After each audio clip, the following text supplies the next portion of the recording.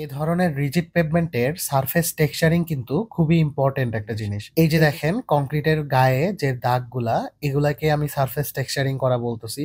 আমরা এক ধরনের স্পেশাল ব্রুম ইউজ করে এই সারফেস টেক্সচারিংটা করি। সারফেস টেক্সচারিং করার একটা নির্দিষ্ট সময় আছে। কংক্রিট প্লেসমেন্ট করার পরে ফিনিশিং এর সাথে সাথেই সারফেস টেক্সচারিং করা যাবে না।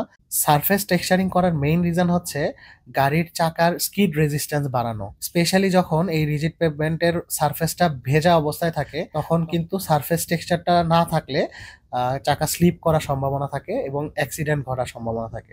তো ফর বেটার ড্রাইভিং এক্সপেরিয়েন্স এবং সেফটি এই সারফেস টেক্সচারিংটা খুবই ইম্পর্টেন্ট। আর সারফেস টেক্সচারিং করার একটা নির্দিষ্ট সময় আছে। কংক্রিট ফিনিশিং করে দেওয়ার পরে সাথে সাথেই কিন্তু সারফেস টেক্সচারিং আমরা করতে পারি না।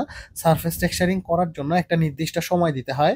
ওই সময়টাতে কংক্রিটের সারফেসটা এমন অবস্থায় থাকে যেন আপনি টানার পরে জাস্ট টেক্সচারটাই পড়বে।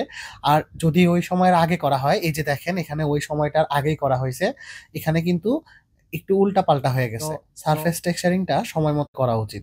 সবসময় যেটা ঘটে কি, একদমই শেষের দিকে ওয়ার্কাররা যখন অনেক টায়ার্ড হয়ে যায়, তখন হচ্ছে যে একদমই শেষে যে কংক্রিটটা পোরিং করা হয়, ওরা চেষ্টা করে তাড়াতাড়ি সারফেস টেক্সচারিং করে চলে যাওয়ার জন্য। এই যে আমার এখানেও সেম কাহিনীটা ঘটছে।